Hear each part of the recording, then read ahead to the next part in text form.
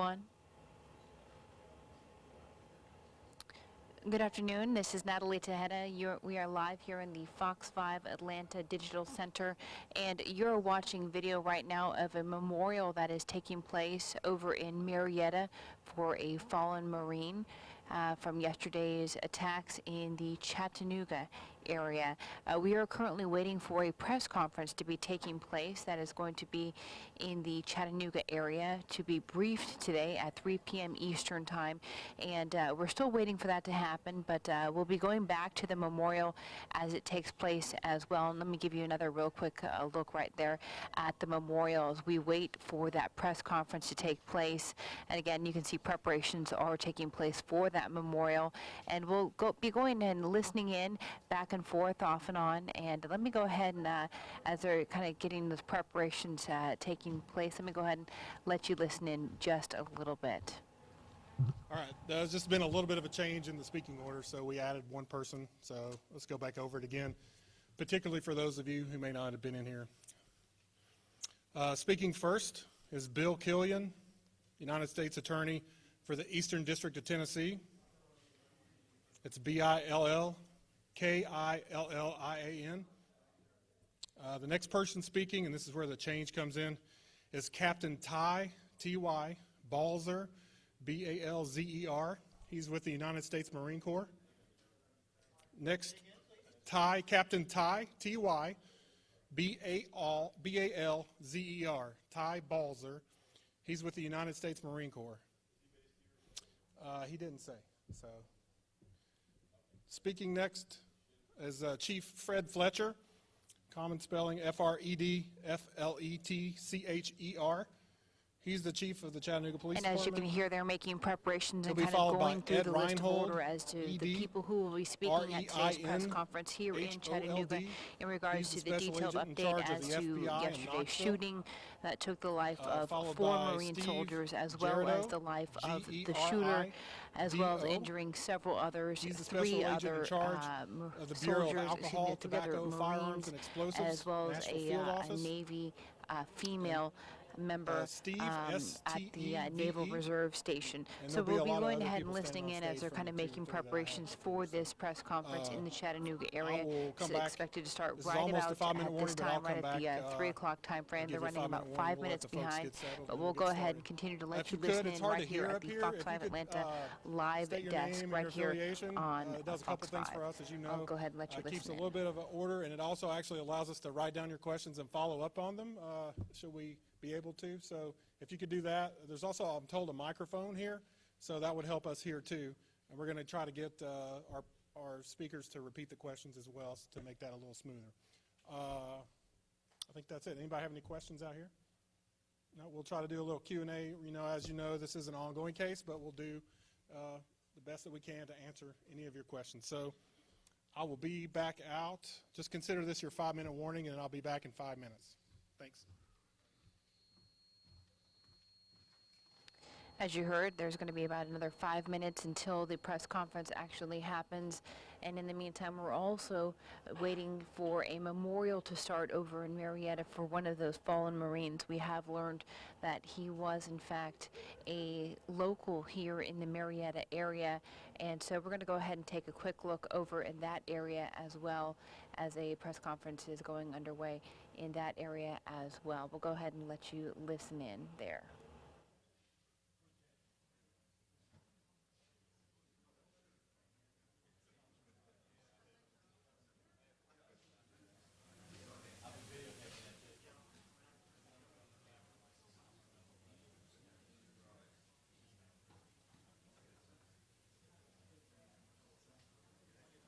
Being here at Sprayberry and in the ROTC. Really the perfect cadet to set the example. You know, just someone dedicated, willing to do anything, go the extra mile, to help people out, to lead, to follow, everything that you expect out of in this case, a good Marine, is what he exemplified. And if I could have a classroom full of skip wells, I would have the best job. I have a great job anyway, but it would be a lot easier, obviously, to have that kind of person. Many of us have been over to the families residents today, and there was a spokesman that was out front talking to the others that I know of that was speaking to the family. Have you been in contact with any of the family members? Can you give us any type of tone of how they're handling it, how they're going to move forward with this, what they've said to you? Sure. I've spoken with Skip's mother. Skip's mom served in the Navy, so he got it honestly in serving his country. And you know, she's obviously devastated and shocked right now. I talked to her this morning asking her permission to speak to the media because the name had not even officially been released yet. And she passed along to me, she just was not ready to speak. And that's understandable. Great lady, works for the school district. She's helped us out even since Skip's been out of the program. We've been in touch with her, and she's a great lady. And she'll probably be ready to talk in a couple days, I guess, but give her space, obviously. News like this seems to spread like wildfire once it starts in today's society. How would you describe the reaction that you've seen and heard since the news about Skip has gotten out?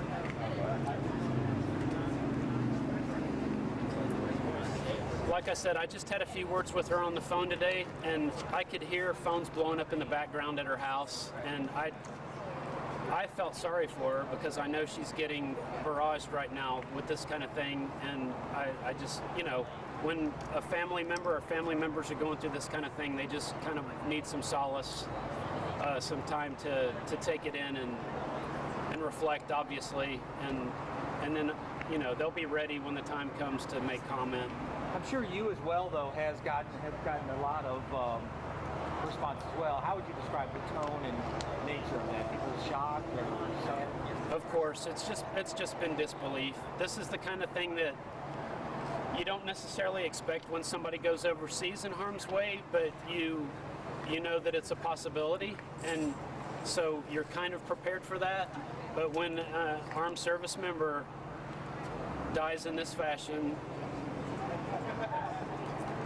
it's just disbelief, you know.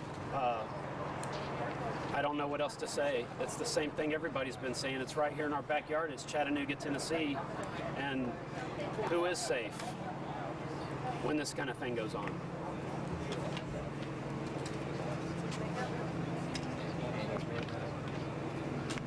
Any other questions?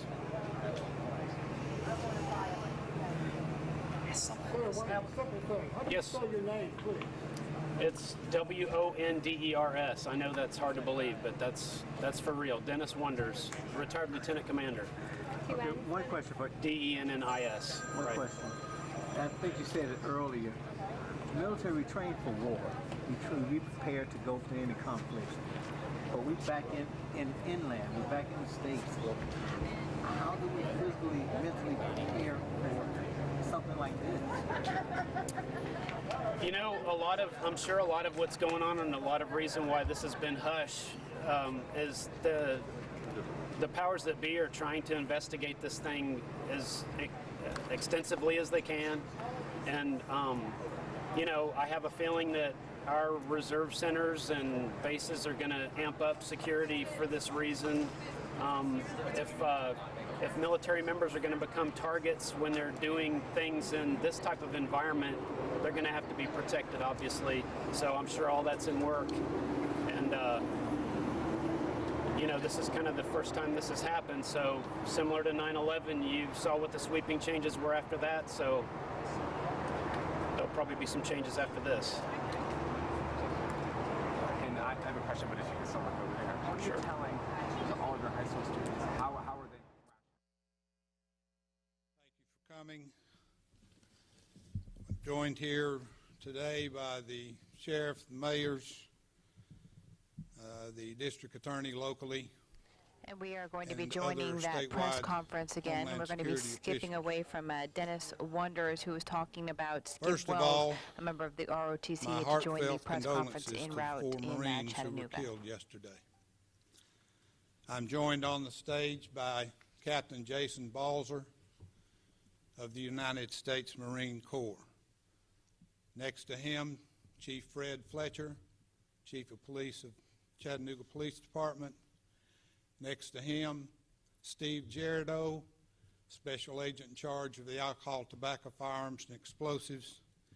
Next to him, Ed Reinhold, Special Agent in charge of the FBI for the Eastern District of Tennessee. I am Bill Killian, the United States Attorney for the Eastern District of Tennessee. We wanted to relay to you details and be as transparent as we can be and what the law allows us to be. The active shooter situation is being treated as a terrorism investigation. It is being led by the FBI's Joint Terrorism Task Force, and we will continue to investigate it as an act of terrorism until the proof shows us otherwise. We will let the facts and the evidence lead us where it may. The Department of Justice, the FBI, our local, state, and federal partners are putting all the resources necessary toward this effort. We will not leave any stone unturned for the victims of this heinous and cowardly act. I can tell you that we have one common goal, that is to protect the safety and the national security of our citizens and our people in this country. Chattanooga Police Chief is here, and he will detail some unquestionable acts of bravery and heroism exhibited by the Chattanooga Police Department in the active shooter situation they found themselves. Steve Gerardo will detail the assets and resources of ATF toward the investigation, and Ed Reinhold will detail what he can of the Joint Terrorism Task Force-led investigation, the resources and personnel of the FBI, and what they have dedicated to this.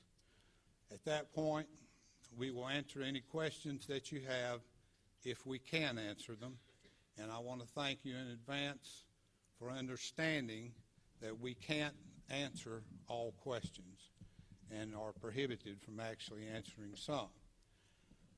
First of all, I want to recognize Captain Jason Balzer with the United States Marine Corps. Sir, thank you. Good afternoon, ladies and gentlemen. The Marine Corps thanks the law enforcement and emergency personnel here in Chattanooga for their response yesterday, and to the Chattanooga officials and community for their heartfelt support. We will continue to assist the federal and Chattanooga authorities in their investigation. Most importantly, our thoughts, prayers, and support are with the families of our 4 deceased Marines and with the wounded servicemen and police officer. We remain committed to being a part of the communities from which our Marines come and to ensuring balance between the safety of our Marines and remaining accessible to the nation. Thank you.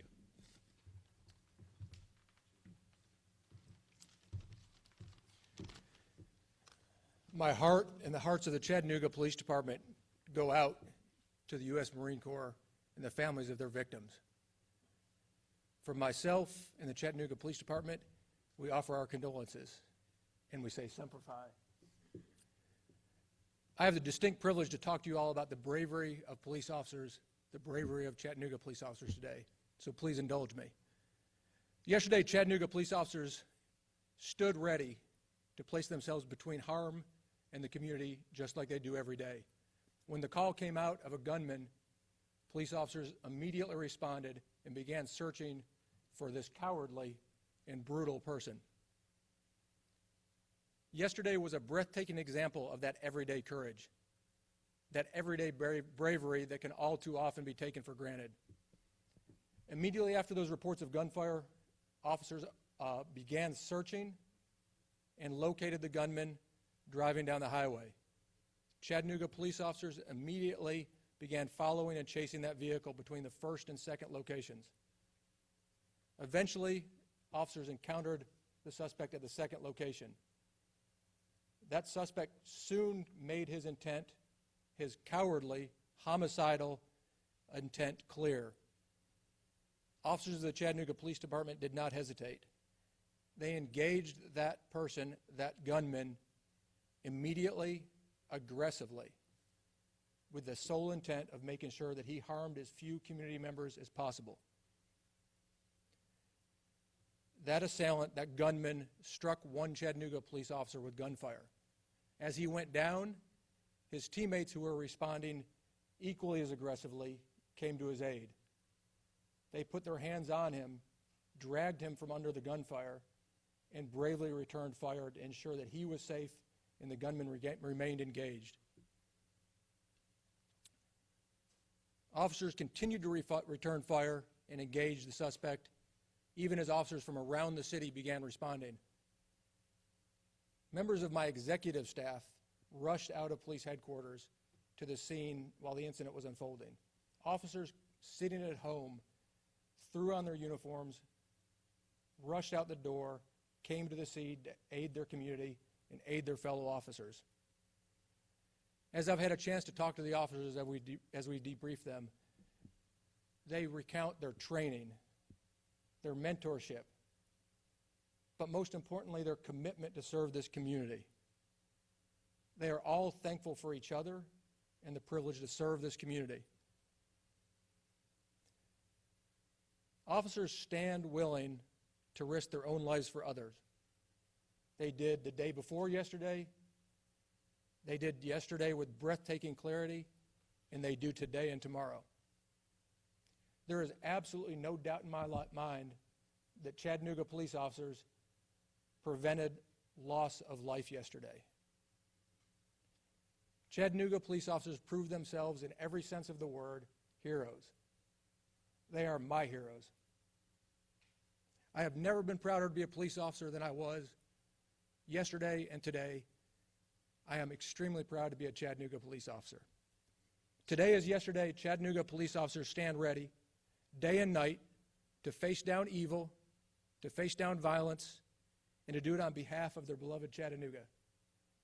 On behalf of them, we thank you for the privilege to serve. Thank you. Good afternoon. On behalf of the men and women of ATF, I would like to express my sincere condolences to the United States Marine Corps. Regarding ATF, as it pertains to what we've been doing along with our federal partners in CPD, ATF has conducted urgent firearms traces, and the results have been relayed to the investigative team. ATF has provided investigative and intelligence resources to augment the investigation. Several agents from our Birmingham office, from our Knoxville office, from our Nashville office have responded, as well as our intelligence research specialists are here and present and working in a collaborative effort with all of our partners here on the stage today. So we are committed to work as a team and to be here. And like United States Attorney Killian said, we will bear no expense in making sure we bring this case to closure for the American people. Thank you.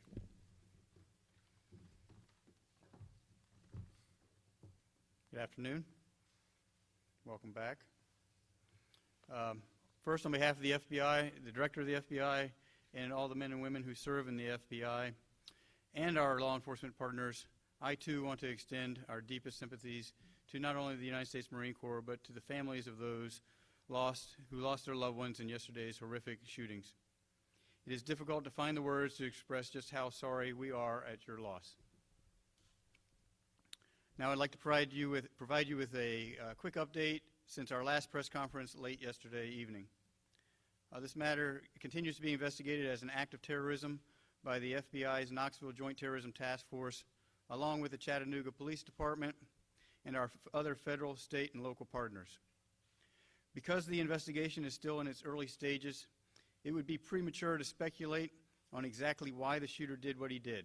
However, we are conducting a thorough investigation to determine whether this person acted alone, was inspired or directed, and will exhaust all efforts in determining how and why this horrible act happened. Because this is an ongoing investigation, we are somewhat limited in what we can discuss, but I can tell you that as I speak right now, personnel from the FBI, ATF, HSI, troopers from the Tennessee Highway Patrol, Chattanooga police officers, and Hamilton County Sheriff's deputies, along with other law enforcement throughout the state of Tennessee and this nation, are covering leads that are coming into our command center. Some of those agents are part of our evidence response teams, who are highly trained in crime scene processing. They continue to meticulously document evidence located at the crime scenes. Teams from Knoxville, Memphis, and Atlanta, along with trajectory experts from the FBI laboratory, are working on both scenes. FBI agents are partnering with state and locals to run down every lead that we have received. Thus far, we have covered approximately 70 leads, and as our team continues to develop additional information, you may see or hear about FBI activity in other areas of the state and nation. Victim witness specialists from the United States Attorney's Office and the FBI are assisting the families of the victims. If you have any information about the alleged shooter, Muhammad Yusuf Abdulaziz, and we haven't spoken to you, please call 865-602-7582. No amount of information is too small or insignificant. At this time, we'll open the floor to questions. Please state your question loudly. I ask that you please tell me where you're coming from, which news agency. And lastly, if the question is not for me, please indicate who the question is for. We'll start right over here.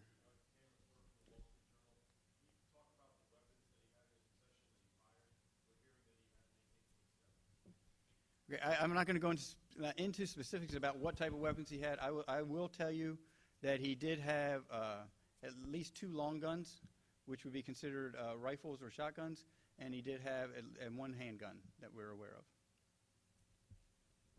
Yes, sir.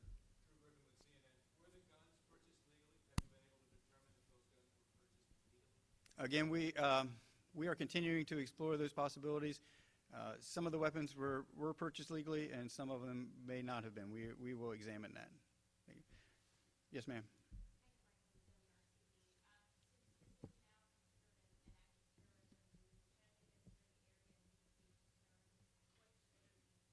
Okay, let me clarify your statement. And the question, and I need to probably repeat the question so that everyone can hear. I think the question is, since it's been classified as an act of terrorism, is there any concern for others in this community?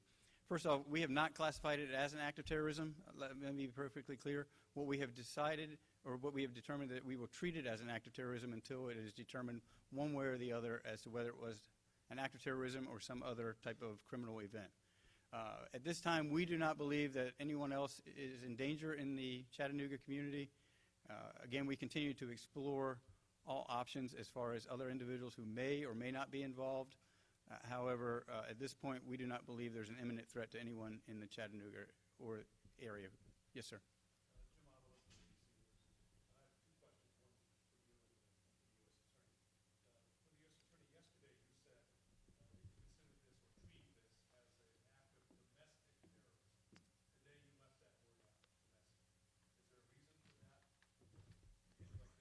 Tim? Well, let me address that first. I think I also said yesterday, don't get caught up in monikers.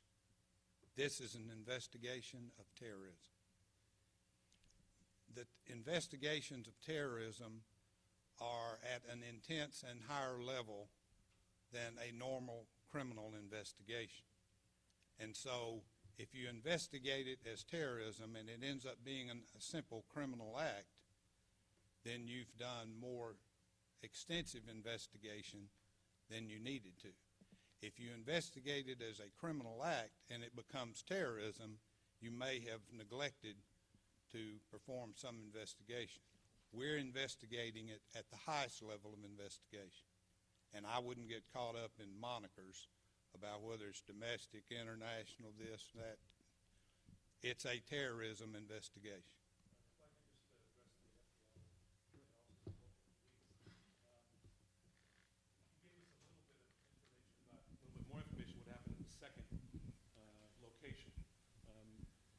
Can you give us any more information, not about motive or anything like that, but about what happened there. Where was he confronted? When was he confronted? Had he already shot people before he was confronted? Those type of details.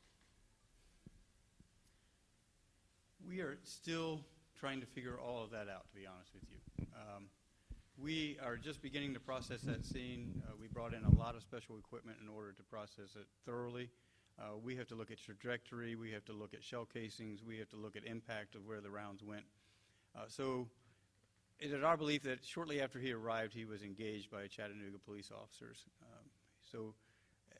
But he was a moving target, and he was able to obviously kill the four Marines and wound the one sailor. Yes, sir.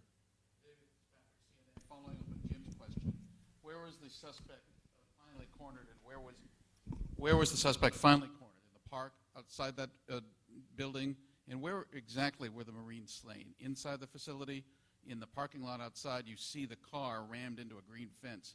Can you help us in that, please? The subject never left the confines of the military reserve. So he never went outside the fence once he gained entry into the facility. He was killed inside of the fence area. All the Marines were killed inside the fence as well. And I'm not going to go further into detail as to exactly where they were located, because that becomes part of the evidence that we may or may not use in trial. Yes, sir.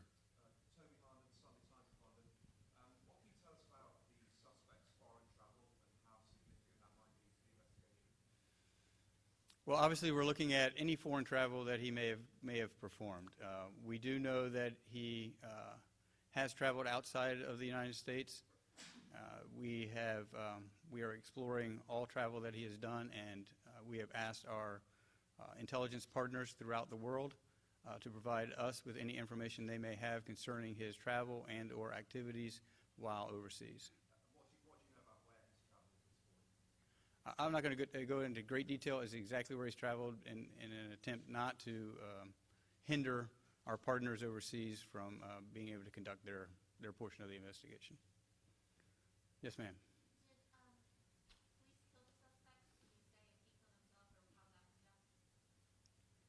We have no the question was, if you didn't hear, was did the police kill the subject or did he kill himself? All indications are that he was killed by fire from the Chattanooga police officers. We have no indication that there was any self-inflicted wounds. However, we will examine that to ensure that that's the case. Yes, sir.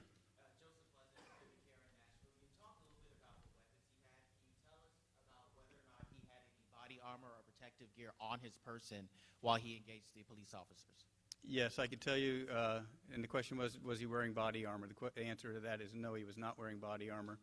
He was wearing what we considered a load-bearing vest, meaning that it was a vest that he was able to carry additional magazines of ammunition while he moved around on foot. Yes, ma'am. Was the suspect wounded multiple times, and where were the wounds?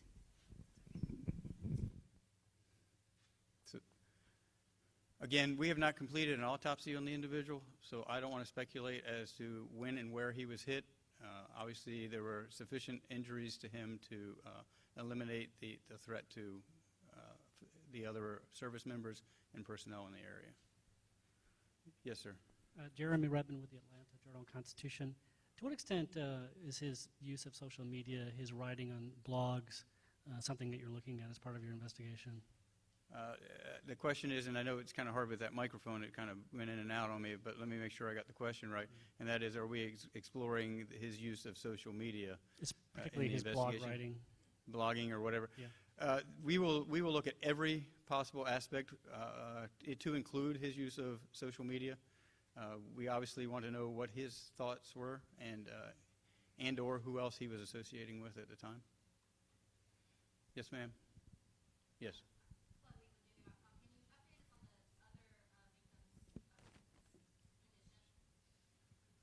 Because of HIPAA concerns, I'm not going to discuss the condition of any of the survivors at this time. Yes, sir. Kind of a follow-up question. That's Guy Arnold, Fox 17 News, Nashville. Can you talk to us at all about how the other victims were injured? You talked a second ago about the police officer that was injured. What about the other two that survived that were injured? My understanding is that, and correct me if I'm wrong, there were gunshot wounds as well. Do we know? To the other wounded, injured? That's our understanding, is that they are gunshot wounds, but until the autopsy is done, sometimes that can be a little misleading. Yes, sir, back. How many police officers were engaged in the firefight? At this time, we're not going to discuss the number of officers involved. Obviously, it was a massive response by the Chattanooga Police Department. And let me reiterate the bravery that these officers demonstrated. It is apparent by looking at the crime scene and what we have seen so far of the crime scene that these officers were under a tremendous amount of gunfire from this individual, and yet they continued to move forward against this target and engage him and eliminate that threat, saving numerous lives throughout this community. In the back with the camera. Chief Lester, you may be able to address this. Jeff Porter, Fox News Channel. Can you talk about the type of weapons that your officers had? Were they small arms, or were any of them equipped with assault weapons to attack this subject? Yeah, absolutely. All patrol officers in Chattanooga are armed with a duty weapon, a sidearm, which is exactly like the one I'm wearing right now. It is a Sig Sauer 45 caliber semi-automatic pistol. They're also equipped with a patrol rifle, which is a 5.56 millimeter AR-15 type or comparable patrol rifle. In the back with the camera. Can you talk about, as they related to you, the type of firefight that they say they encountered? Significant. It was clear that this gunman had every intent to encounter and to murder police officers if he needed to. Agent Reinhold, in the back with the camera. Yes, sir. Got a question. Eric Avignon from Channel 12 WDEF. About 2 hours ago, the chairman from the Homeland Security gave a presser at MacDill Air Force Base, which is, as we know, is Central Command. During that presser, he said that the shooter, from what he understands, was inspired by ISIS. Are you guys confirming that this was an ISIS-inspired shooting? No, we're not confirming that. What we are saying is that that is a possibility that we will explore, just like any other possibility. At this time, we have no indication that he was inspired by or directed by anyone other than himself. In the back with the white shirt.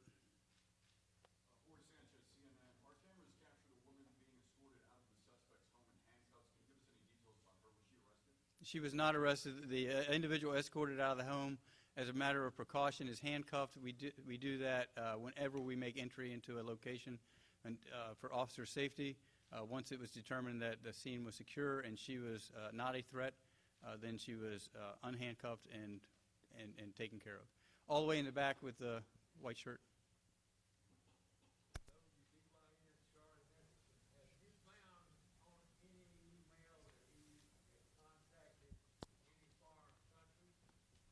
Okay, the question is, have we looking at his emails, have we determined whether he's contacted any foreign countries?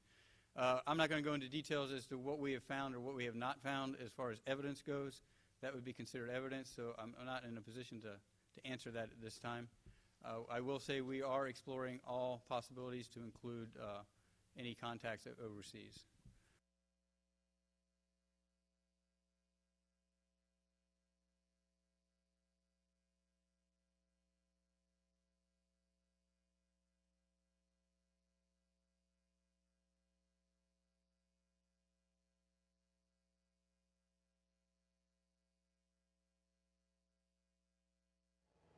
Again, if you're just joining us, you're at the Fox 5 live desk here at Fox 5 Atlanta. We are watching a press conference that is taking place in Chattanooga regarding yesterday's shooting incident over at two military facilities in Chattanooga. They are currently taking questions with several reporters. This press conference has been ongoing for about the last 30 minutes or so. We're continuing to listen in. It looks like our live feed has frozen for just a few minutes, but it looks like it will be back up in just a few minutes. You can also continue to watch our Twitter feed at Fox 5 Atlanta, as well as on our Facebook page at Fox 5 Atlanta, and we will continue to have more information on that.